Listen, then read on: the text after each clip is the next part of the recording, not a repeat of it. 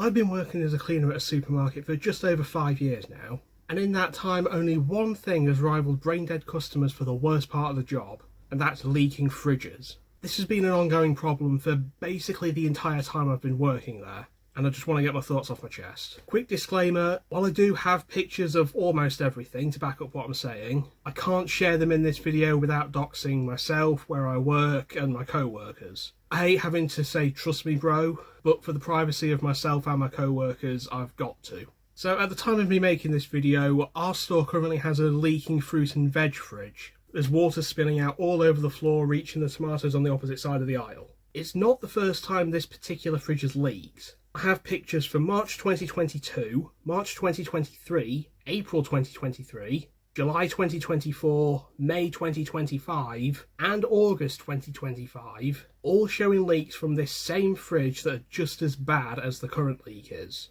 And so you have some idea of how long these leaks can last for. The pictures I have from March to April 2023 are all of the same leak. So yes, from at least March 1st to April 15th, 2023, the fruit and veg fridge was continuously leaking before it was finally fixed. That's a month and a half straight of water being pissed out all over the floor. And that's just one fridge, never mind all the others. You know, the other fruit and veg fridges. The meat, the cheese, the milk, the juice fridges. They've all leaked as well. I've got pictures of all of them leaking at various points over the last few years. Sometimes I'll go in for an early morning shift and I'll find fridge water has leaked across the aisle, under the shelves, into the next aisle overnight. Sometimes if you're extra unlucky, you'll have as many as 3 fridges leaking at once. The current leak has its origins in the recent heat waves. You see, supermarket fridges are generally old and outdated, and they're not equipped to handle temperatures above about 32, 33-ish degrees. Or at the very least, they can't handle it very well.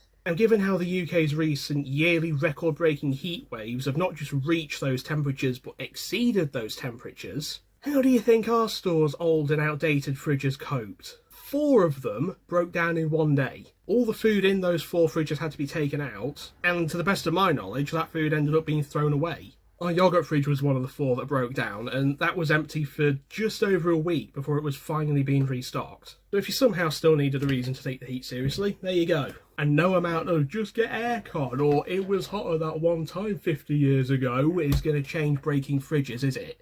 That fruit and veg fridge was another one of the 4 that broke. And like with the yoghurt fridge, all the food in it had to go. But when I left at about 3 that day, June 27th, there was no accompanying water leak. June 28th, the next day, I come in for my shift. Food has been put back in the fridge, but there's now a small water leak. At this point, I wasn't too concerned, since 1 water-absorbent sock, 1 wet floor cone, and the mop and bucket were more than enough to deal with it. A little annoying to have to keep checking, but it was all under control, nothing I couldn't handle. Then when I came in on June 29th, there were now 2 mats covering the leak, and the water was largely contained under the mats. I was told that that water was excess water, which based on previous experience, I took that to mean that an engineer had been out and fixed the fridge. That water was just what was left over, and once it had cleared up in like a day or so, then that would be it. But again, still easy enough to keep on top of. So I went home that day thinking, well, it's just excess water now, I'm off tomorrow, so when I come in for my morning shift in 2 days' time, it should all be gone. Boy, how wrong I was. So we get to my morning shift at 6:30 on July 1st. I arrive at about 6:20, and the first thing I see when I walk in is the state of the leak. It hadn't gotten better, it had gotten worse. There was now a 3rd mat and 4 water-absorbent socks covering the leak, and the water was already extending past the mats and towards the tomatoes on the opposite side. During my shift, I cleared up the water enough to take up that 3rd mat, and I replaced the other 2 with new ones because they were absolutely soaked, and you're squelching water out with every step you take in them. Then the next day, July 2nd, I have another 6:30 morning shift. I arrived for that to find that the 3rd mat had been put back down. I replaced those 4 water-absorbent socks with new ones, and I tried to keep on top of the water during my shift, but doing that at this point was a nightmare. Just so you have some idea of how fast this water's leaking out, I went over it with the big floor cleaner machine to suck up all the water about 20 minutes before I left. Then I went back to check on it on my way out, and the water was already seeping back out from under the mats across the aisle. It looked exactly like it did before I used the machine, in just 20 minutes. I learned the next day that the cleaner who was on after I left put down a 4th mat because it had gotten that bad, which means this leak now marks a joint personal record for the most mats needed to cover one leak, because there was a point during that aforementioned March to April 2023 leak for this same fridge that also needed 4 mats to cover it. Then we get to July 3rd and the events that pushed me to make this video. I arrived expecting to see 3 mats, but there weren't. There weren't even 4 mats that had been left by the other cleaner. There was now a total of 7. Yes, 7 mats needed to cover one leaking fridge. That easily shatters the previous record of 4. Bear in mind, one of these mats is a bit longer lengthways and a bit shorter widthways than the size of my bed. So just imagine about 7 mats about this size covering one leak. As ridiculous as this was, it was just about enough to cover the water. There wasn't that much seeping out from under the mats now, which meant keeping on top of it wasn't as big a challenge, but still a challenge. The problem came later when I went around the edges of the mats with a mop, just so I could get the bit that was seeping out. Not even 5 minutes later, I had a co-worker come up to me and ask me to look at the fridges again because somebody had slipped on it. I don't know who slipped, I don't know if they were hurt, but either way, it happened. That's the bit that matters. Before anyone asks, yes, there were wet floor cones down. At this point, the leak was that big they needed 5 cones to effectively cover it all. With 7 waterlogged mats and 5 wet floor cones, plus bits of water still seeping out from under the mats, there's little chance that anyone who slipped wasn't aware of the risk of slipping. I say little chance because anyone who's worked in retail will know how blind and inattentive some people can be. Luckily, July 4th, things started to improve. When I arrived, we were back down to 4 mats and 4 cones, and an engineer showed up, which is a lot sooner than I was expecting. He managed to clear a blockage and reset the pump inside the fridge. That's helped cut down on the leaking water, and he said he's going to come back on the 5th with a new pump to replace the old one. With any luck, once that new pump is in, we'll actually be dealing with excess water, and that should clear up soon. I'm recording this at like 9:20 in the evening on July 4th, so I've got no idea how that's going to turn out. Even if he does turn up and fix it, I'm finding it hard to be optimistic because I know full well, even if it does get fixed now, it's not going to be long before another fridge breaks and we're back to the start of this issue all over again. Now, I've been talking about how I've been trying to keep on top of the leak, but what I haven't mentioned is how I'm technically not supposed to be doing that. Yeah, that's right, the cleaner's not supposed to be cleaning leaks like this. To keep it short, the supermarket's cleaning team are employed by a separate company that's contracted there. We're not employed by the store itself. And part of this contracted agreement is allocating different cleaning jobs, some between the store workers, some between the cleaners. So this means that there are some cleaning jobs that the cleaners are explicitly told is not our job to do, and we're supposed to refuse to do it if asked. I'm not going to get into why I think this is a thing, because otherwise we'll be veering too far into conspiracy territory. All you need to know is I don't agree with a lot of these. It's not a very good system, since the store workers are busy, working the store. They're stacking shelves and serving customers while being underpaid, understaffed and overworked as it is. They've got enough to be doing without adding on what I feel should be our responsibility. One of these not the cleaner's job cleaning jobs that I disagree with regards fridge leaks. As far as the cleaning company is concerned,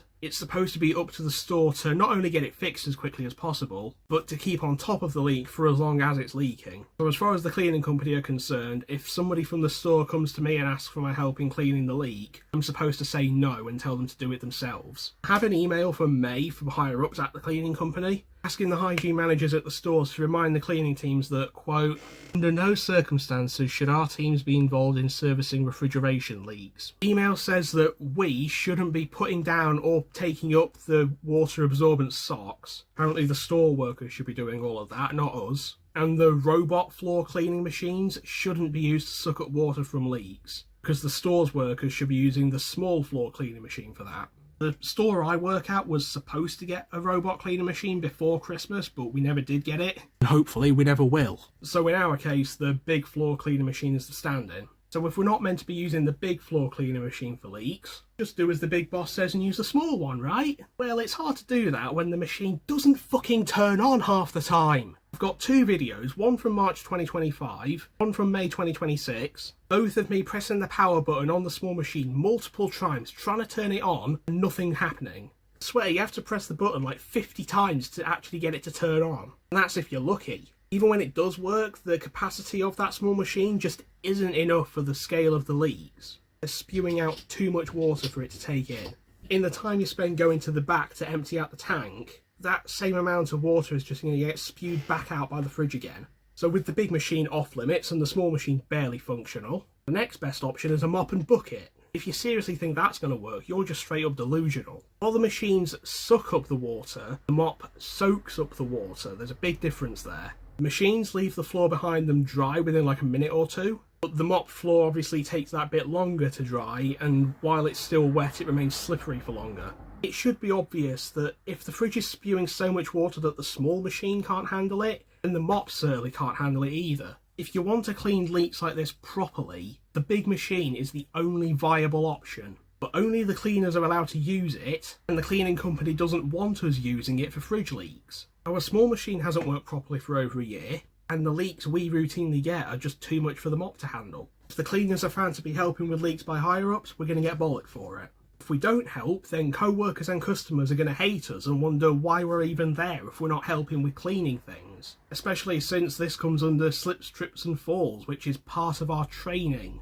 You know, if you see something slippery, you're supposed to clean it up and not leave it for somebody else. If we say fuck it and help with the largely effective big machine, we get bollocked by higher-ups. If we say fuck it and help with the small machine and the mop that the higher-ups want the store workers to use, it barely makes a dent in the problem, and we get bollocked for it. There's just no winning here. We either get bollocked for helping in the best way possible, get bollocked for helping in a way that barely helps, or get hated by everyone for ignoring our training and putting people's safety at risk by not helping at all. As Rick Sanchez put it, we're either an asshole for not helping or an asshole for helping. So to summarise why I'm so pissed off about this entire situation, massive water leaks happen way too often because the supermarket higher-ups don't want to invest in new and improved and functional fridges. It often takes way too long for an engineer to show up to fix it. Part of our cleaning training is to clean up slip hazards like puddles of water instead of leaving it for someone else to handle. But the cleaning company higher-ups don't consider it our responsibility and routinely tell us not to help.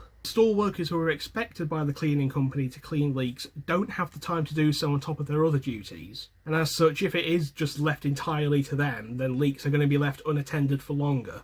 If I follow orders and ignore this problem too long, then it's only going to be a matter of time until somebody slipping twists their ankle or hits their head on a shelf or something else just as serious. Only the cleaners are allowed to use the best piece of equipment that we have for the job, but we're not allowed to use it for this particular job. The alternatives that others are expected to use are just ineffective when dealing with leaks on the scale that we do. People keep getting in the way while I'm trying to clean because they don't pay attention to their surroundings. With all that said, I've got to take a stand here and say fuck it. As far as I'm concerned, I'm in the best position to help clean these leaks until they get fixed. So while I'm there, I'm gonna keep using the big machine to help. And higher-ups can get stuffed if they expect me to use anything else or just sit back and leave it.